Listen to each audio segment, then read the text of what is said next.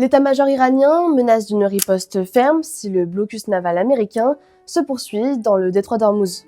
Salut, moi c'est Lisa et aujourd'hui je te raconte toutes les actus sur le Moyen-Orient qu'il ne fallait pas louper cette semaine.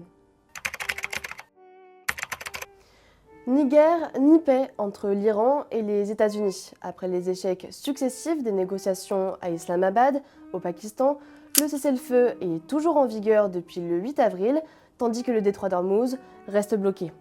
L'ambassadeur iranien a réaffirmé cette semaine que son pays n'abandonnera pas son programme d'enrichissement d'uranium, justifiant le droit à un usage civil. La suspension du programme nucléaire iranien est pourtant l'une des conditions principales qu'impose Washington au pays afin de conclure un accord de paix.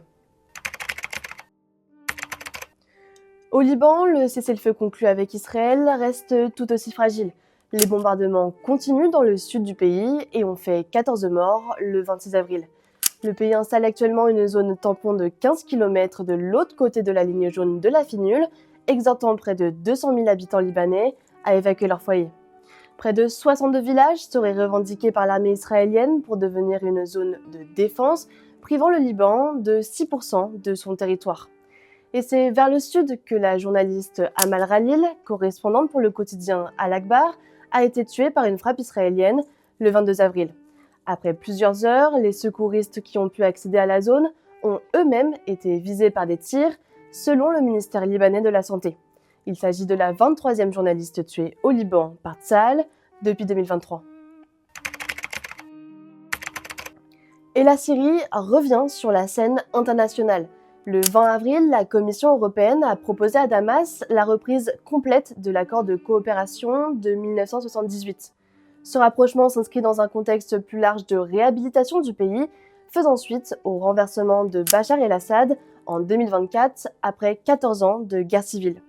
L'année dernière, la plupart des sanctions occidentales envers le pays avaient été levées. Et dans le même élan de reconstruction, s'est ouvert le 26 avril à Damas le procès contre Assad et son régime, une étape historique malgré l'absence des principales figures du pouvoir. Le dictateur avait fui en Russie à mesure que les groupes rebelles avançaient dans le pays il y a 2 ans. Le seul accusé présent est le cousin de Bachar, Atef Naïb, chef de la sécurité politique à Deraa, arrêté en janvier 2025.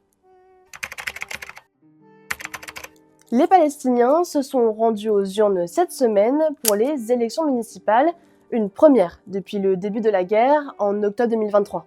Le Fatah, parti du président de l'autorité palestinienne Mahmoud Abbas, a remporté la majorité des sièges.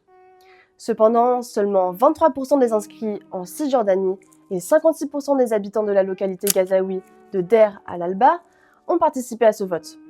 Un chiffre qui traduit une désillusion profonde à l'égard de l'autorité palestinienne, minée par la corruption et privée de légitimité en raison de la suspension des élections législatives depuis 2006.